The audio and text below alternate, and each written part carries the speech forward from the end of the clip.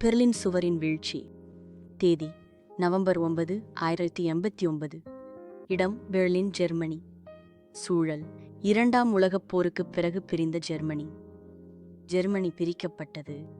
மேற்கு Germany ஜனநாயகமாகவும் America மற்றும் அதன் கூட்டாளிகளால் ஆதரிக்கப்பட்டதாகவும் இருந்தது.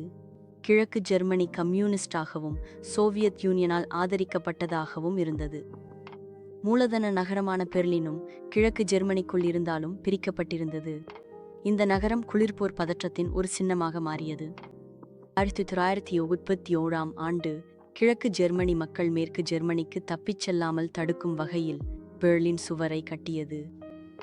குடும்பங்கள் பிரிக்கப்பட்டன. அந்த சுவரை கடக்க முயன்றவர்கள் பலர் சுட்டுக் கொல்லப்பட்டனர். அந்த சுவர் சுதந்திரம் மற்றும் அடக்குமுறைக்கு இடையிலான நேரடி மற்றும் குறியீட்டு பிரிவாக மாறியது. ஆண்டுகளாக அழுத்தம் தொடர்ந்தது. பல தசாப்தங்களாக கிழக்கு ஜெர்மனியர்கள் ஒரு அடக்குமுறை ஆட்சி கீழ் கண்காணிப்பு, தணிக்கை, பயணத் தடை ஆகியவற்றுடன் வாழ்ந்தனர். ஆனால் 1980களில் மாற்றம் உருவாகத் தொடங்கியது. சோவியத் தலைவர் மிகில் கோர்பச்சேவ் கிளாஸ்னோஸ்ட் மற்றும் பெரெஸ்ட்ரோய்கா எனும் சீர்திருத்தங்களை அறிமுகப்படுத்தி கிழக்கு ஐரோப்பாவிலுள்ள சோவியத் கட்டுப்பாட்டை குறைத்தார். கிழக்கு ஜெர்மனியில் எதிர்ப்பு மற்றும் குடிமை எதிர்ப்பு போராட்டங்கள் பரவின. அருகிலுள்ள கம்யூனிஸ்ட் நாடுகள் போன்ற ஹங்கேரி மற்றும் போலந்து திறக்கத் தொடங்கின.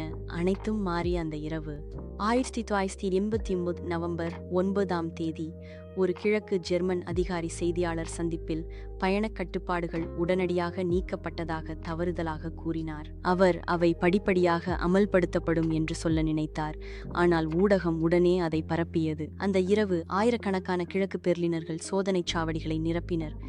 திகைத்த எல்லை காவலர்கள் எண்ணிக்கையில் குறைவாகவும் உறுதியாகவும் இல்லாமல் இறுதியில் கதவுகளை திறந்துவிட்டனர். அவர்களுக்கு மக்கள் மீது துப்பாக்கி சுடவோ நிறுத்தவோ தெளிவான உத்தரவு எதுவும் வழங்கப்படவில்லை. கூட்டங்கள் சுவரை ஏறத் தொடங்கினர், கொண்டாடினர், அணைத்துக் கொண்டனர், அழுதனர், சுவரின் பகுதிகளை சுத்தியலால் உடைத்தனர்.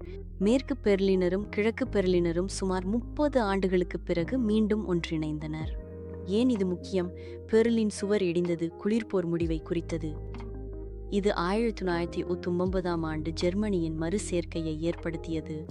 கிழக்கு ஐரோப்பாவிலுள்ள கம்யூனிஸ்ட் ஆட்சி நாடுகள் விரைவில் ஒன்றுக்கொன்று வீழ்ந்தன.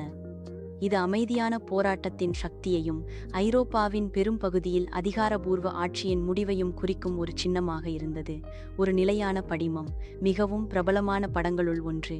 சுவர் இடிந்து விழும்போது அதன் மேல் மக்கள் நடனமாட ஒளிவிளக்குகளில் ஒளிர உலகம் முழுவதும் ஆரவாரம் எழுப்பப்பட்டது.